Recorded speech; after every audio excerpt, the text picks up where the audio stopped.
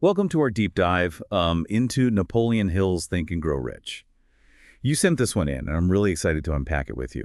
It's packed with powerful ideas about achieving success, specifically financial success. Yeah, it's fascinating how Hill spent over 2 decades researching success. At the request of Andrew Carnegie, a titan of industry, he interviewed hundreds of successful people, from inventors like Thomas Edison to business magnates like Henry Ford, and synthesized his findings into these, powerful principles. And he doesn't just give us theories. He weaves in these incredible real-life stories of people who use these principles to achieve extraordinary results, like Charles M. Schwab, who using these principles amassed a fortune worth about $600 million. Yeah. What strikes me is how Hill emphasizes the psychological aspects of wealth creation. It's not just about hard work or luck, it's about understanding the power of your thoughts and beliefs and shaping your reality. He even hints at a secret to wealth hidden throughout the book. Okay, challenge accepted. Let's see if we can uncover that secret together as we dive in. And speaking of diving in, let's start with the foundation of Hill's philosophy, desire. He talks about it being much more than just wishing for something. Exactly. Hill distinguishes between fleeting desires and what he calls burning desires. It's about having a deep-seated yearning, a driving force that propels you forward. It's almost like an obsession, but a positive one focused on achieving a specific goal. He tells this captivating story about Edwin Barnes, who was determined to work with Thomas Edison. Barnes didn't even know Edison personally and could barely afford the train ticket to get to him. But his desire was so strong that he found a way. And that's where the rubber meets the road. It's not enough to just want something. You have to back it up with a plan and take action. Barnes didn't just dream about working with Edison, he made it happen. And that's a great example of how desire, when coupled with commitment and action, can overcome seemingly insurmountable obstacles. It makes me wonder, how many of us let our desires fade because we don't believe they're possible or we're afraid to take that first step? That's a great point. Hill constantly reminds us that our thoughts are incredibly powerful. They shape our reality, for better or worse. If we believe we can achieve something, we're far more likely to take the actions necessary to make it happen. Which brings us to the next principle, faith. Hill describes it as the bridge that turns desire into tangible reality. But he's not talking about religious faith here. He's talking about a deep inner knowing, an unshakable belief in your ability to achieve what you set your mind to. And what I find interesting is that Hill suggests this kind of faith can be cultivated through something called autosuggestion. Autosuggestion, what is that exactly? It's essentially the practice of repeatedly affirming your desires to yourself, almost like programming your subconscious mind. By consistently feeding your mind positive thoughts and beliefs, you begin to internalize them, making them part of your reality. It reminds me of those I am affirmations that are all over social media these days. But Hill was talking about this back in the early 20th century. Yes. He was ahead of his time in understanding the power of the subconscious mind, and he backs it up with some fascinating stories. For instance, he talks about his own son, who was born with hearing difficulties. Through unwavering faith and persistent positive affirmations, his son eventually gained the ability to hear and speak. That's incredible. Yeah. Sounds like a testament to the power of belief in shaping even our physical realities. He also shares a story about a business associate who was critically ill. Yeah, this associate was given little chance of survival, but he refused to give up. He had an unshakable faith in his recovery, and against all odds, he pulled through. It's almost like those stories you hear about people defying medical expectations because they simply refused to accept defeat. Their belief in themselves, their will to live, was so strong that it somehow manifested in their physical reality. And Hill believed that this power of faith isn't limited to overcoming illness. He saw it as a key ingredient in achieving any goal, especially those related to wealth creation. So it's not just about wishing for wealth or even believing you can achieve it. It's about cultivating a deep-seated conviction, a faith that goes beyond logic and reason, that wealth is already yours, even if you can't see it yet. He even suggests that faith opens a direct line of communication with what he calls infinite intelligence, a source of wisdom and power beyond our human understanding. Sounds a little mystical, but I can see how tapping into a source of inspiration and guidance beyond ourselves could be incredibly powerful. But what about those times when we face setbacks and challenges? It's easy to talk about faith and positive thinking, but what happens when things get tough? That's where persistence comes in. Hill considered it the essential fuel that keeps the engine of desire running. He tells this fascinating story about a man named Darby who was searching for gold. He spent years digging and investing everything he had, only to get up just 3 feet from striking a massive vein of gold. Oh, that's heartbreaking. Imagine coming so close and then giving up right before the breakthrough. Hey. What a lesson in the importance of persistence. And that's precisely the lesson Darby learned. He realized that his lack of persistence had cost him a fortune. He carried that lesson into his insurance career and became incredibly successful, selling over $1 million of insurance annually. It's a great example of how our failures can teach us invaluable lessons, especially about the importance of not giving up on our dreams. Speaking of not giving up, Hill also talks about Henry Ford, whose engineers initially thought his idea for a V8 engine was impossible. Ford was relentless. He refused to accept their assessment and persisted until they found a way to make his vision a reality. He understood that persistence is often the key differentiator between those who achieve success and those who don't. But it's not just about pushing through external obstacles. Yeah. It's also about overcoming our inner doubts and fears, those voices that tell us we're not good enough, smart enough, or talented enough to succeed. You've hit on a crucial point. Hill recognized that our biggest battles are often fought within ourselves. He believed that fear, doubt, and indecision are the biggest enemies of persistence. They paralyze us and prevent us from taking action. So how do we combat those inner demons?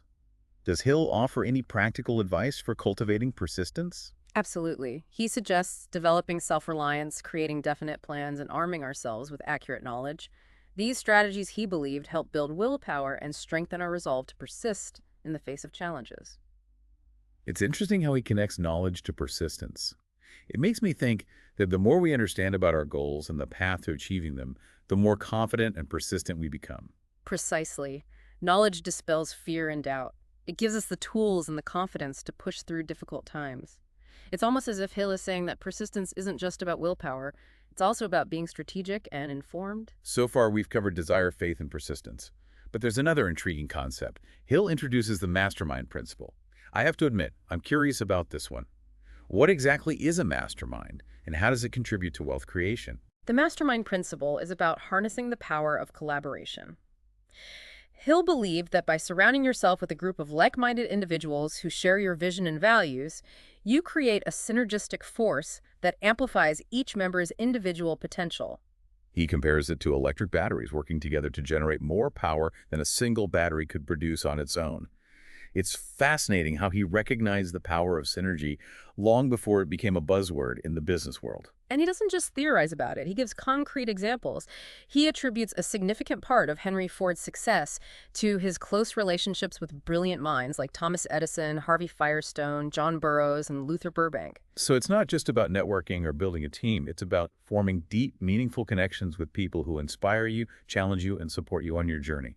It's about creating a circle of trust where ideas can flow freely, where you can brainstorm solutions, and where you can hold each other accountable. Hill believed that the collective wisdom and support of a mastermind group could propel individuals to heights they might never achieve on their own. So we have these four powerful principles: desire, faith, persistence, and the mastermind principle. But how do we tie them all together and apply them to the specific goal of building wealth? How do we develop what Hill calls a wealth consciousness? Wealth consciousness is essentially a mindset, a belief system that attracts prosperity. It's about shifting from a scarcity mentality where you constantly worry about money to an abundance mentality where you believe in your ability to create and manage wealth. So it's about more than just wanting to be wealthy. It's about fundamentally changing your beliefs in your relationship with money. Exactly. It's about seeing opportunity instead of limitation, believing in your ability to attract wealth rather than constantly fearing its lack. Hill believed that our dominant thoughts become our reality. So if we constantly focus on our financial limitations, we're likely to perpetuate them. But it's easier said than done, right? Our beliefs about money are often deeply ingrained. How do we go about rewiring our thinking to cultivate this wealth consciousness? Hill provides a roadmap, a set of practical steps we can take to shift our mindset and align ourselves with prosperity. He starts by emphasizing the importance of identifying and overcoming our fears. He calls them the 6 ghosts of fear. 6 ghosts of fear. That sounds a little ominous. What are these fearsome ghosts that haunt our financial well-being? Well, there's the fear of poverty, of course, but also the fear of criticism, the fear of ill health, the fear of loss of love, the fear of old age, and the fear of death. That's quite a list. I think most of us can relate to at least one of those fears, if not several. How do we even begin to tackle such deeply rooted anxieties? Hill encourages us to become more aware of our thoughts and beliefs, to pay attention to how these fears manifest in our lives. Are they holding us back from taking risks, pursuing opportunities, or making bold decisions? Once we identify the specific fears that are hindering our progress, we can begin to address them. So it's about shining a light on those fears, bringing them out of the shadows and confronting them head on. But how do we actually overcome them? Does Hill offer any practical strategies? He suggests a multifaceted approach. He emphasizes the importance of setting clear written goals. He believed that by putting our desires down on paper, we make them more tangible and real.